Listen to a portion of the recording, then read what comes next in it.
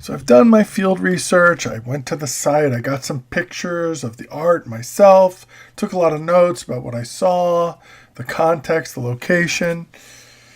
Now it's time to start pulling things together to turn this into something that's ultimately going to look like the street art project I showed you in the video for our last deadline that introduced you to what your final product would look like. So you should probably copy this form and paste it into your own Google Doc. I've given you the link to it. It's easier to copy it than to recreate it. But that's up to you. But I'm going to just walk you through how I might do this. So if I'm going to stick with Death of a Farm Worker, which is the one I wrote the sample about, and my tension is work as constraining and work as liberating. Now, this is the first place where you have to make a decision, because for the roster, I asked you to just list all the tensions you could think of. Now I want you to pick out the one that you're going to try to work on.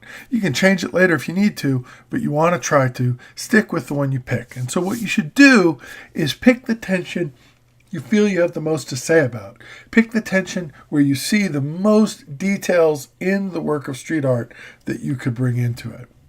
Now, once we've got our work of art and our tension, now what we want to do is find some specific details from the art and try to interpret what each of those details says about the tension. So if you recall, there is a factory cog over the chest of the dead farm worker in the mural Death of a Farm Worker. And I gave you a link to that sample post so you can go back and check that stuff out on your own and see what's up there. But this is an example of one detail from that mural.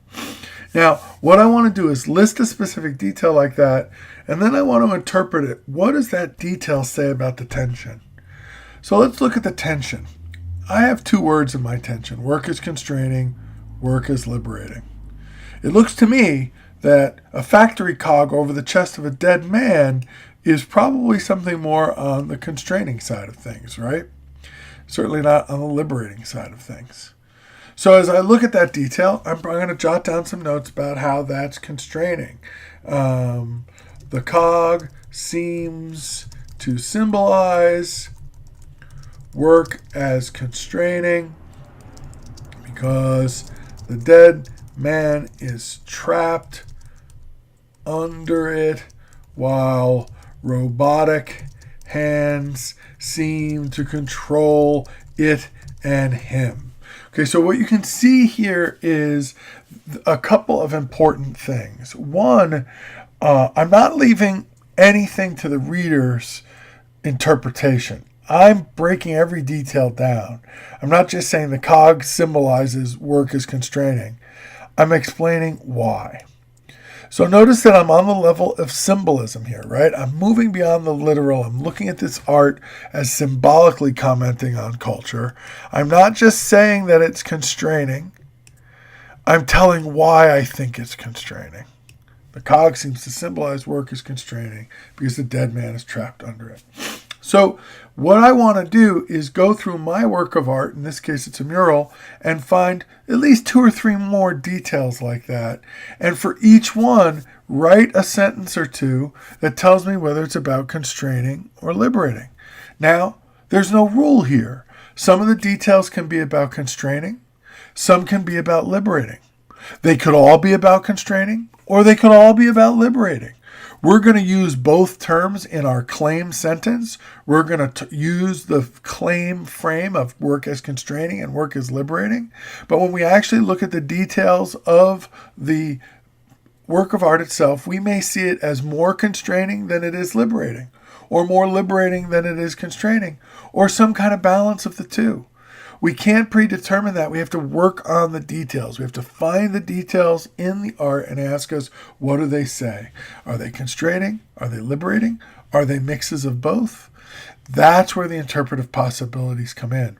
And at this point in the schematic outline, you don't want to lock yourself in to one interpretation. What you want to do is find details that relate to the tension and connect them back to whichever part of the tension they relate to. So I've got a detail here. It's about constraining. It connects to the constraining side. All right. Let's look at another detail. There's a UFW flag. There are many UFW flags in the work of art that I looked at, Death of a Farm Worker. Those flags are symbols of the United Farm Workers movement in California, which began with grape workers, migrant workers who were harvesting grapes, but also strawberries and other crops. And it was a triumph. Cesar Chavez was able, after a long struggle, to make gains for migrant workers in California. So I could see the UFW flags as a sign of how work can be liberating. But I could also say, well, those UFW flags, though, those people had to unionize because they were being abused and they were being exploited. So couldn't I argue it's also constraining? Sure you could. So you could have one detail that you see as both liberating and constraining. All right. The flags on the one hand mark the work as constraining because the farm workers were being exploited and needed to unionize. On the other hand, those same flags demonstrate how by unionizing, the workers were able to empower themselves. So this could be seen as liberating. Now remember, I'm not jotting down the actual sentences as they're going to exactly appear in my paper. Some of these sentences might show up in my paper, some might not. But what I'm trying to do here is figure out, what do these details I'm looking at, what do these details tell me about this tension? So here we have an example of a detail, the UFW flags, and how that could be seen as both constraining and liberating at the same time. I don't need to sort this out yet. That's what I'm going to do in my next step when I start turning this into a paragraph and write a claim. Ultimately, I'm going to try to come to a conclusion of, do I see this work of art as emphasizing constraining or liberation, or balancing the two? But for now, I'm just trying to find details and see what they say, because later I'll make my decision about what it all means. So this is our schematic outline so far. A work of street art, a cultural tension to be explored, and some details matched with some interpretations. I put 2 up here. I'd like you to have at least 3, preferably 4. Then the next thing you want to look at is, what are some of the cultural contexts you either know about or you need to know more about? So, for example, for the mural I'm looking at, I need to know about Chicano Park. I need to know about the United Farm Workers movement. I need to know who Emiliano Zapata is, because there's a famous quote from Zapata on the mural I'm looking at.